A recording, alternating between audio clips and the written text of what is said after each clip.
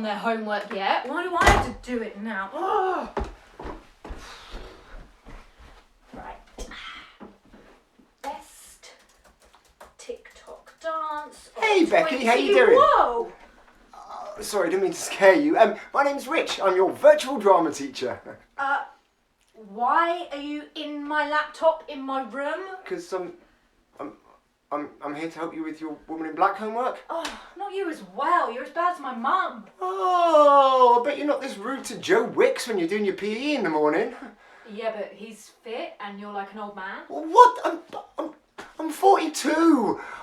Look, I'm here to help you with the Woman in Black. Now, look, I tell you what, Becky. If I said to you, what's the first thing you think of when you hear about the Woman in Black? What's the first thing that comes to your mind? Harry Potter. I mean, Daniel Radcliffe, who played Harry Potter, was in the. Yeah, okay, but I mean, we're talking about the themes. What themes surround the Woman in Black? I don't know. Scary. Right. Okay. Exactly. And I'd say no. I mean, what would be scary? Say you're at the Fortune Theatre in the West End and you're watching The Woman in Black and you're sat there and there's 425 seats in that theatre and there's only 2 actors on stage. I mean, what could be scary about that? I don't know. Okay, well, so do you know anything about The Woman in Black at all? No. Okay, well, look, I'm going to tell you, first of all, how The Woman in Black came to come about.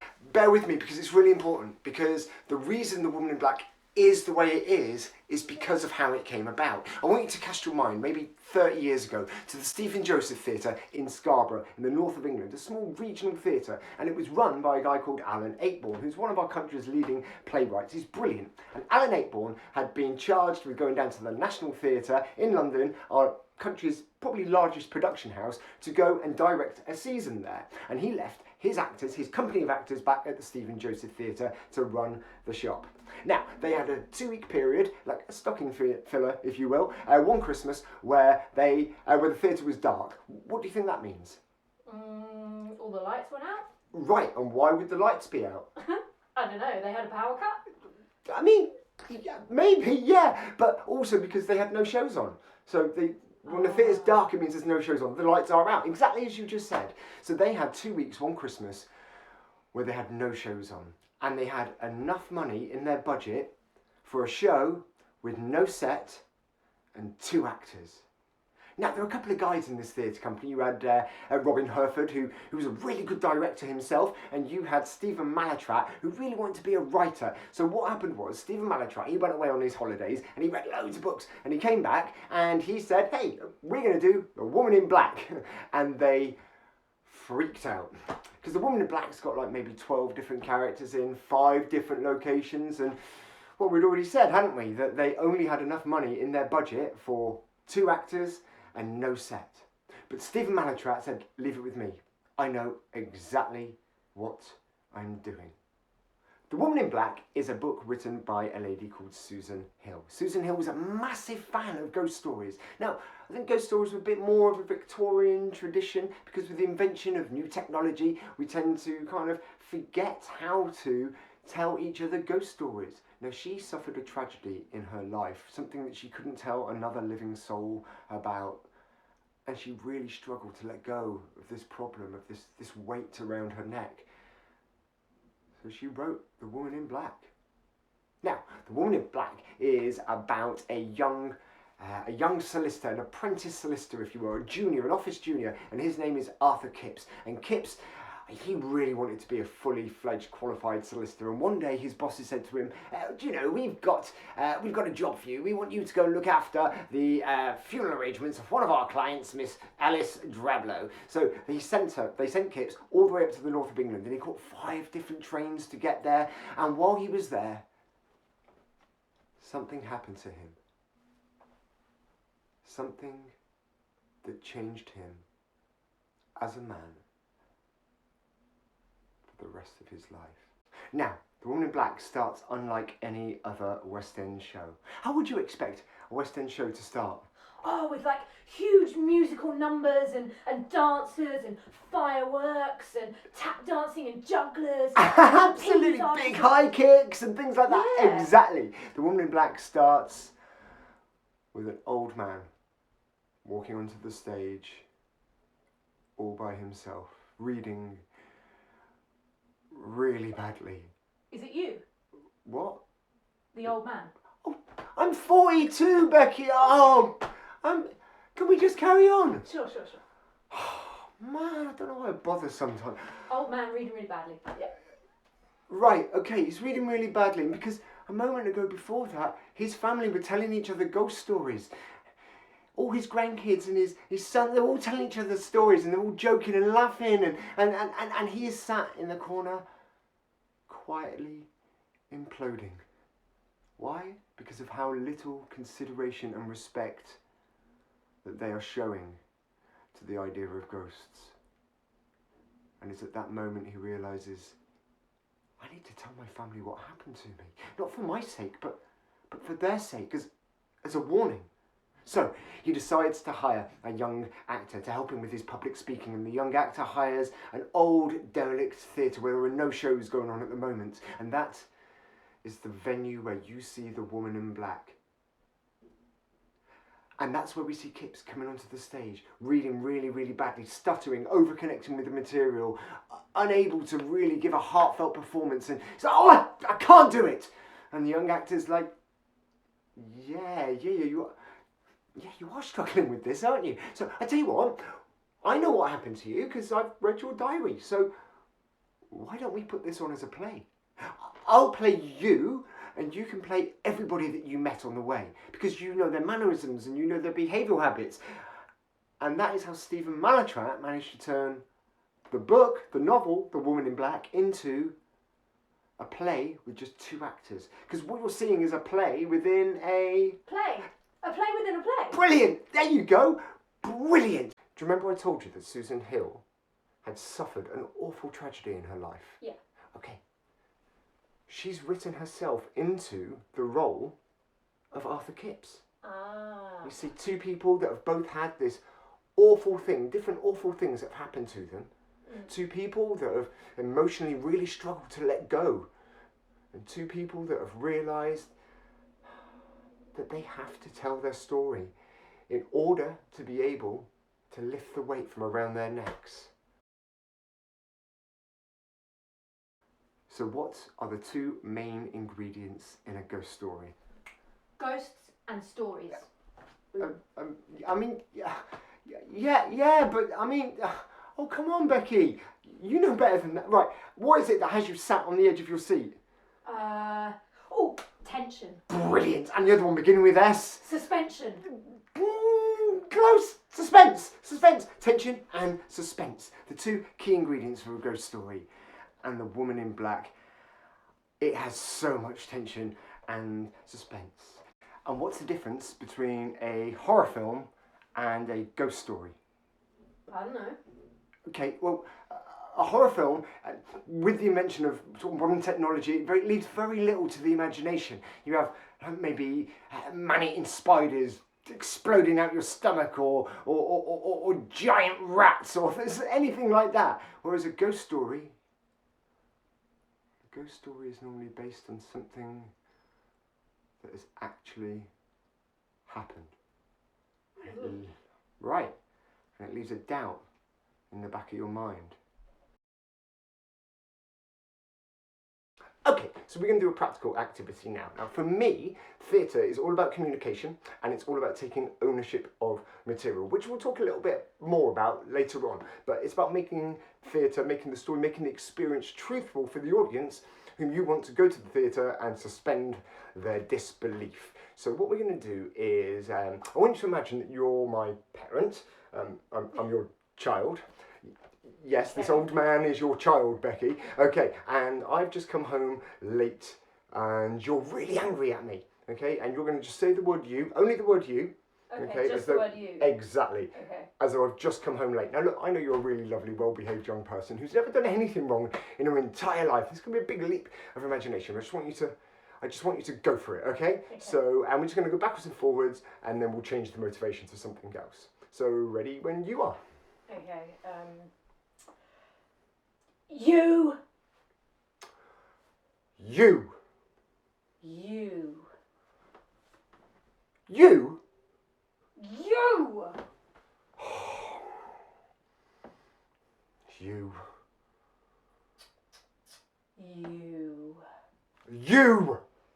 You. Really, You. really, really, really well done, Becky. That is amazing. That's brilliant work. Okay, so what we're going to do this time is we're going to change it up. I want you to imagine that you are really excited to see me, okay? I know, huge leap of imagination there. Okay, we're going to go backwards and forwards, okay? So you're really, really excited to see me. Okay.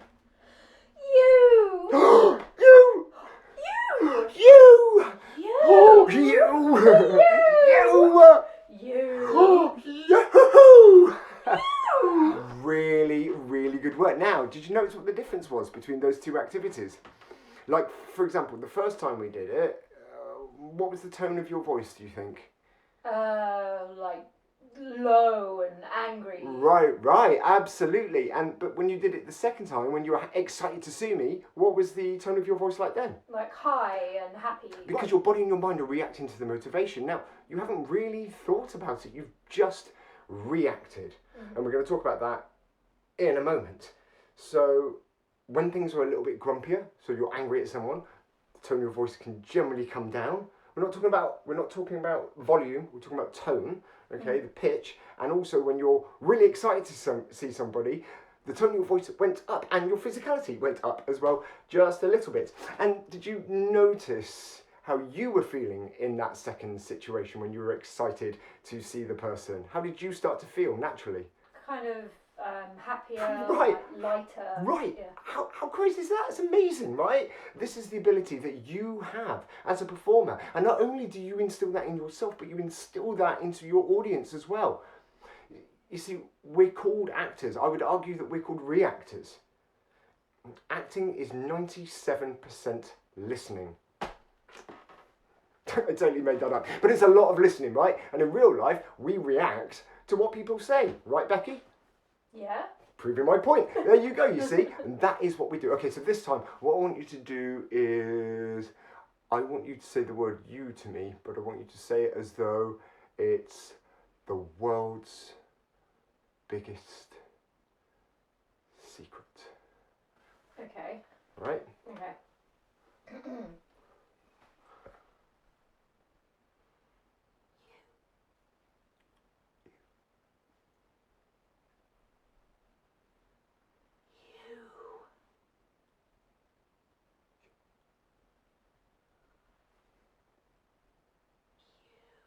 Really good work, really good work. Now, remember, we shouldn't be called actors, we should be called...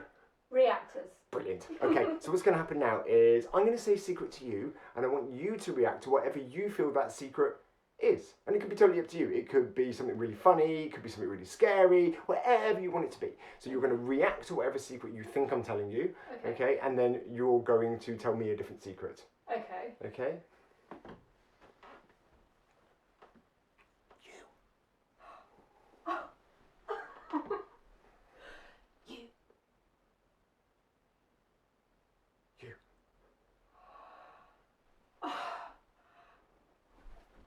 You. You. You.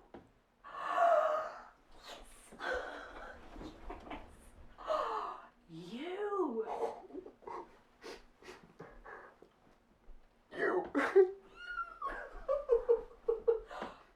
You. Really good work. Really great work, Becky. That was amazing. Really, really proud of you. Well done.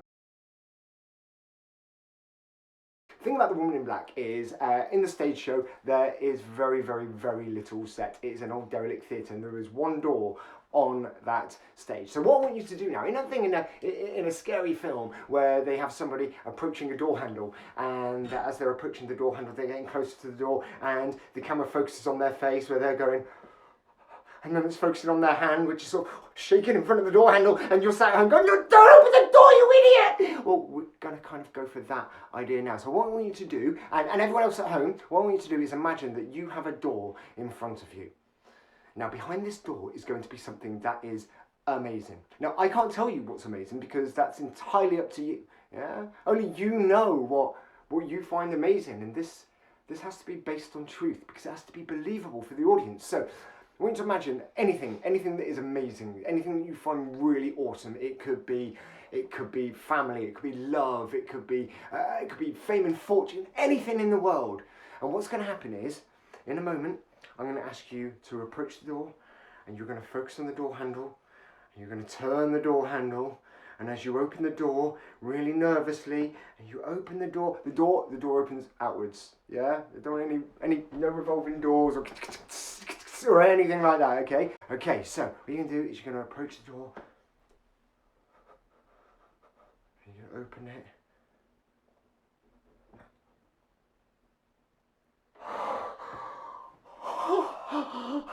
It's your turn. I want you to do that now, but I want you to do it something absolutely amazing. So have a think about what's amazing. Get into your head. Give it a little shake out. And everyone else, you can do this at home with Becky now, okay? So, little shake out and 3, 2, 1.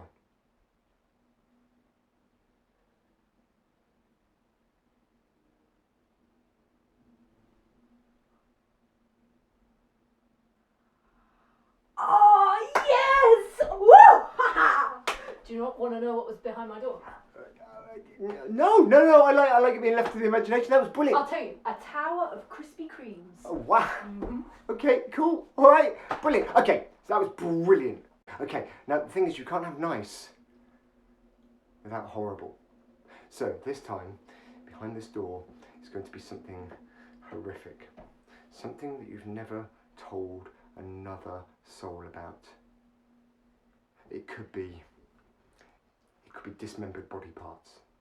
It could be you as a lonely old person sat in a rocking chair being forced to watch Deal or No Deal 24 hours a day. I don't know about you, but that's terrifying. Okay, so Becky, ready when you are? Give it a shake out. Have a think about what you find terrifying. And everybody at home, you can join Becky while you're doing this. And you're going to approach the door, and you're going to open it, and then you're going to react to what's behind that door.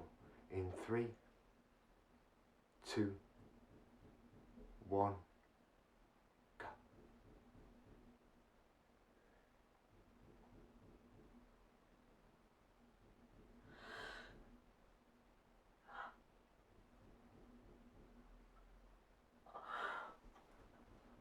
That was amazing. That was brilliant. Awesome. Really, really, really good work. That was fantastic. Really impressed with you. Okay, so what we're going to do now is we're going to learn how to generate tension and suspense. How to build tension and suspense, the two main ingredients in a ghost story. So let's try and base that on something that maybe everybody's experienced, because if you base it on something that you know, then it's going to be more truthful as an actor, and that's the point, right? We're asking our audience to suspend their disbelief. So what happens on stage has to be truthful, because if they don't believe you, then you're wasting their time.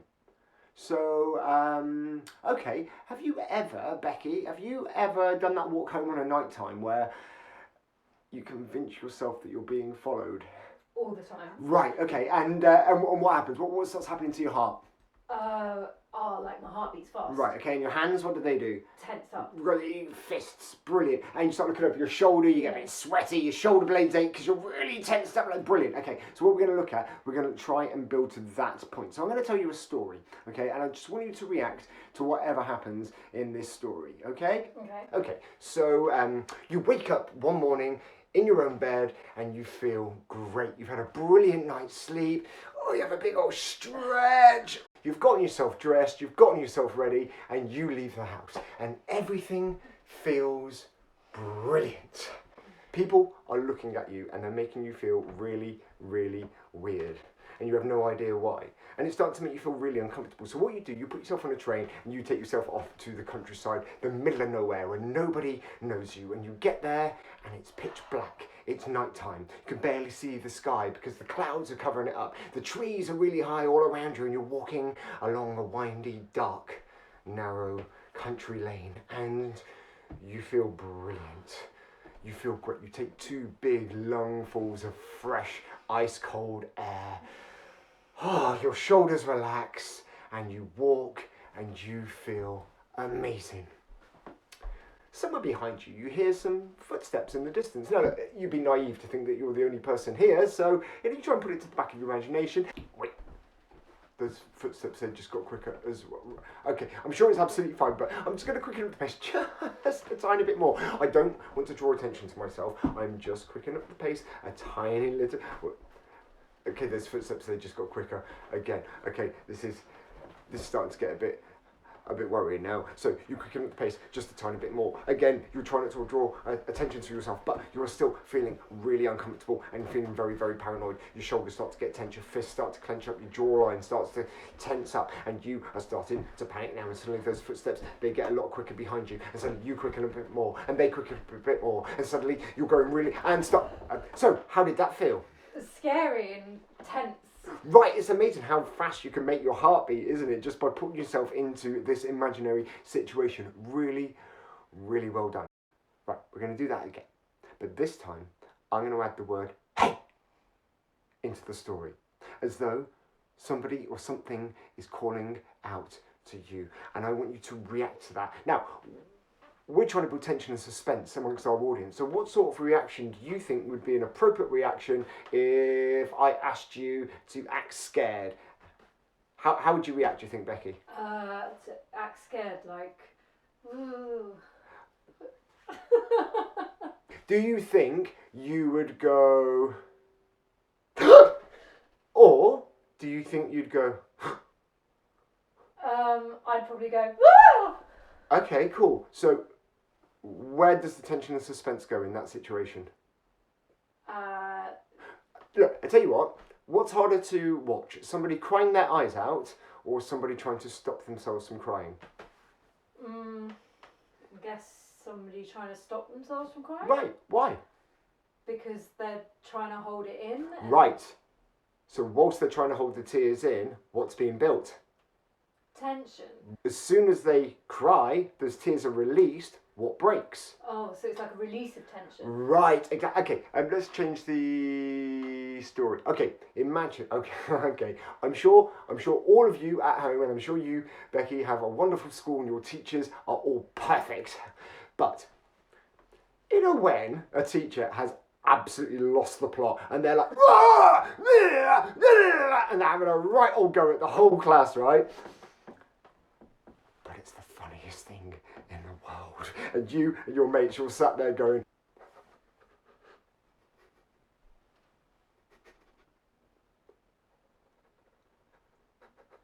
and as soon as you look at your friend, that's it, the tension's gone. So this time, I'm going to say the word, hey, and I want you to just freeze on the spot, as though this noise has just spoken out to you from somewhere in the darkness. And then you're going to hear the word, hey, a second time. This time, what I want you to do is you're going to go from your frozen situation, and I want you to turn slowly to approach where you feel that noise has just come from. And then you can hear the word, hey, a third time. And at that point, I want you to realise that it's like a badger or a plastic bag or just a figment of your imagination, okay? So we take that tension up for the audience and then we let it go on that third hey. Does that make sense? Okay. So what we're going to do that one more time. This time I would like everybody at home to get involved as well.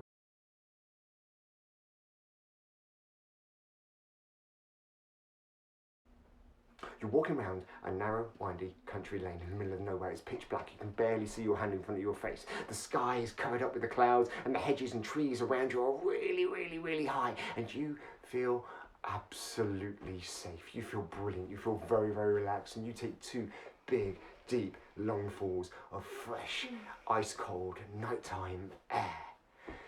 And as you're walking around feeling really relaxed and really comfortable, somewhere...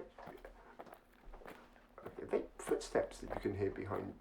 I'm sure it's totally fine. I'm sure it's absolutely fine. I don't want to draw attention to myself, so I'm just going to carry on walking normally. I mean, it would be naive of me to think that I'm the only person in the world. So I'm going to just carry on walking. I mean, maybe I'm just going to quicken the pace a tiny bit, but I don't want to draw attention to myself. So just a tiny, tiny, tiny bit. Wait, those footsteps, they just got quicker. Oh, right, okay. Well, look, still, it doesn't have to mean what I think it might mean. You know, I'm sure it's totally fine. Look, there are loads of people in the world, and, you know, I'm not the only person on the planet, so it's totally fine. I'm just going to carry on walking, but maybe a little bit quicker because I really do not want to draw attention to myself. Those footsteps, they just got quicker again. Okay, this is starting to get a little bit worrying now. My fists are starting to clench up. Your shoulder blades are starting to clench up. Your jawline's starting to clench up. You start to feel a little bit panicky, but still, you're trying to reassure yourself that it's absolutely fine. You're trying to reassure yourself that you are absolutely fine. Okay. Oh, those footsteps, they just got quicker. Okay, this is starting to worry me now. Who is this? It could be my worst enemy. It could be a monster. It could be the government. It could be spies. It could be a ghost. It could be a murderer. Who the hell is this? Hey!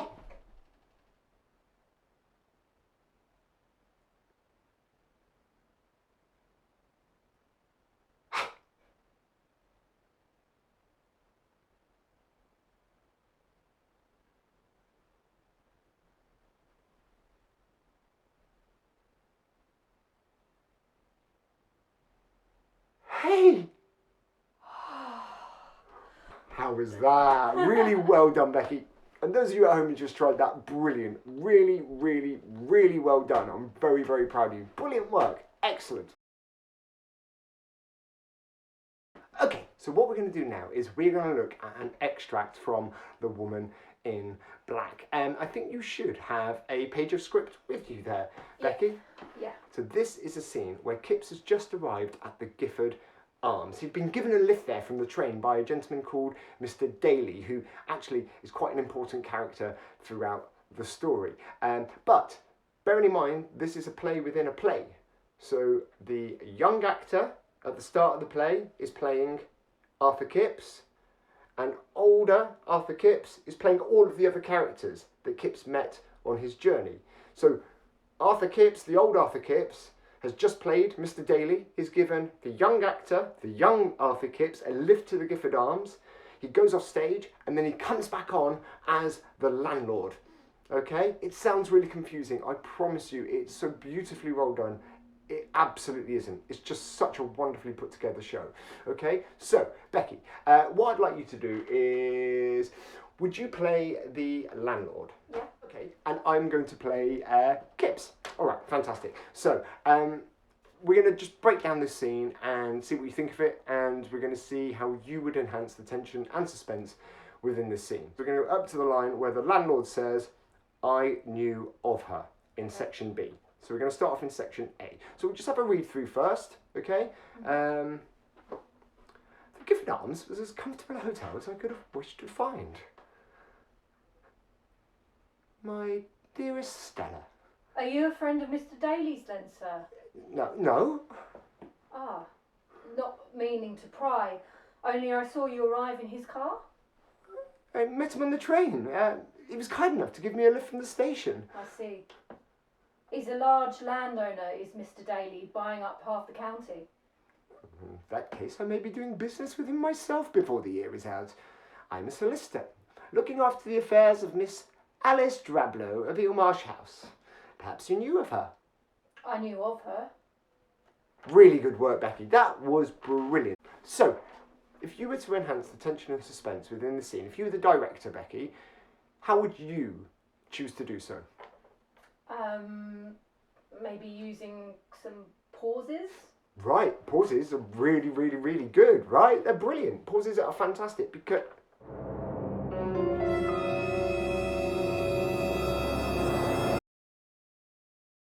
See, pauses are great. They really suck you in. Fantastic. Okay, so yeah, we can have a couple of pauses in there. Okay, what else is here in this script that you could use to enhance the tension and suspense within the scene? It doesn't necessarily have to be a spoken line. What information is on this page that would help you enhance the tension and suspense within this scene? Like the stage directions? Okay, which one? Well, there's a big one right in the middle of, just before the landlord's line. Okay, what does it say? It's in brackets and it says a momentary reaction which he quickly controls. What does that mean to you? So it means he's having a reaction to what's just been said, but he's controlling it. Right, so who would see that reaction? The audience? Who wouldn't see the reaction? Kips. Right, and what is that called when the audience knows something that a character on stage doesn't? Secrets? Dramatic... Irony. Brilliant, dramatic irony. So we're going to do the scene again. We're going to do it 2 more times. The second time we're going to add a really important sound effect. But for now, we're just going to get the feel of how we want this scene to be between these 2 characters, okay? So, Kipps has just come in from the cold outside. Who's he talking to, incidentally, when he says the Gifford Arms was as comfortable a hotel as I could have wished to find? The audience? Right. Why is he talking to the audience, do you think? So that he's like setting up the scene, they know where he is. Because a moment ago, they were on a pony and trap. Remember, there is very little set in this show. They are using the props that they can find in a derelict theatre to help retell the story, okay? So when Kipps comes in and says, oh, it's the Gifford Arms is as comfortable a hotel as I could wish to find, then the audience is going to be like, oh okay, we're in the Gifford Arms now. Okay, that makes sense. Yeah? Yeah. Okay, so he's just coming from the cold. Oh, the Gifford Arms was as comfortable a hotel as I could have wished to find.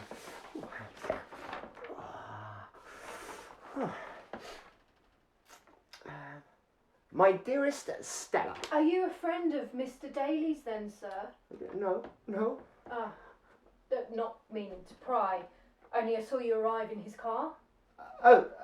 We met on the train. He was kind enough to give me a lift from the station. I see. He's a large landowner, is Mr. Daly. Buying up half the county. No. In that case, maybe I'll be doing business with him myself before the year is out. See, I am a solicitor looking after the affairs of Mrs. Alice Drablow of Eelmarsh House. Perhaps you knew of her? I knew of her. Excellent. Really good work. What we're going to do this time is we're going to add the audience sound effect to this as well. Now, it's the sound of all the people in the next room chatting. When do you think that sound effect would start? Bearing in mind we're talking about tension and suspense. When Kipps comes into the hotel. Right, why? Because it's like setting up the scene as well. Perfect. So he's saying we're in the Gifford Arms, he's telling the audience that, and then a sound effect comes, so the audience are like, oh, okay, yeah, we're change of scene now. Brilliant. When do you think that sound effect would stop? When you could stop it when the landlord has his reaction. What would that tell the audience, do you think? That they're worried about the landlord's reaction?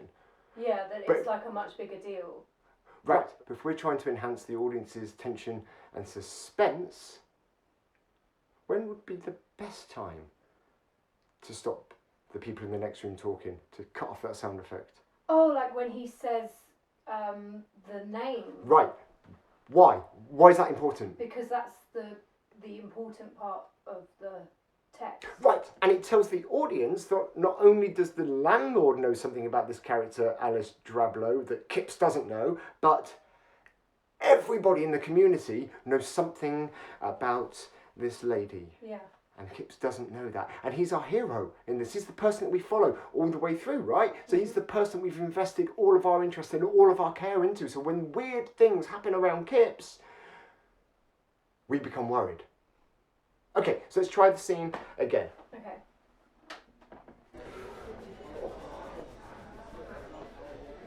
Gifford Arms was as comfortable a hotel as I could have wished to find.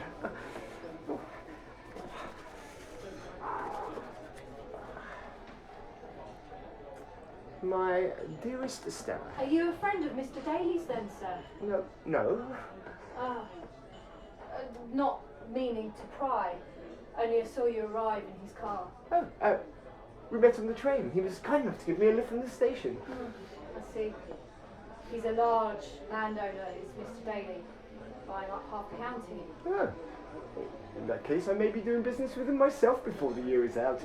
I'm a solicitor and looking after the affairs of Mrs. Alice Drablow of Eelmarsh House. Perhaps you knew of her? I knew of her. That was brilliant. Okay, so what do you think about The Woman in Black? I know we've only had a look at a little bit and two of the main themes about it.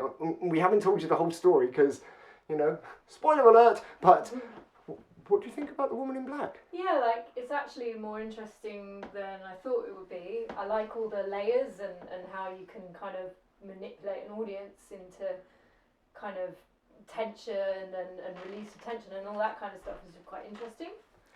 Right, absolutely. And the great thing about having a script is, and guys at home, go with me on this, imagine this wasn't a script. Imagine this was just a black and white picture of a flower. What colour would you colour the flower in? Orange. Right. What colour would you colour the flower in back at home? Right. Reds, greens, blues, purples. It's still exactly the same picture of a flower. You haven't changed the outline. The truth is, this is a picture of a flower. What you have done, though, is you've taken ownership of that picture. You've changed the details. You've made it applicable to you. You've made it more interesting. You've made it more truthful. And that's what I want to encourage everybody at home to do. Whenever you get a script, have a think. What does this script mean to you? Yeah? I mean, what was The Lion King before it was The Lion King? What's it based on? Hamlet. Right, exactly. What was The Woman in Black before it was a play? A book. Right, and what was it after it was a play? A film. Are they all exactly the same? No. Right, because somebody's taken ownership of that material. And you're important, Becky. Every one of you at home, you are really important. Your opinions are important. So how does this apply to you? Always, always, always ask yourself that. The other thing about The Woman in Black is that it will lead you down a long, dark alleyway. And when you get to the end, there's nothing there. And then you turn right into the next long, dark alleyway. And there's nothing there. And all the time, you're bringing yourself closer and closer to the edge of your seat. And you're starting to act irrationally. And that is the whole point of The Woman in Black. There's a sign outside The Woman in Black. I think it's an old review, and it used to say, "The woman in black, she's entirely in your mind." And I think that sums up the show perfectly. There you go. Well, that is the end of your Woman in Black workshop, Becky. What do you think? How was your first online drama workshop? Yeah, it was actually really cool. Oh, there's one more thing I forgot to mention about The Woman in Black. Mm-hmm. Come here. A bit closer. What? Hello? Is your internet gone? Hello? I think your internet's gone.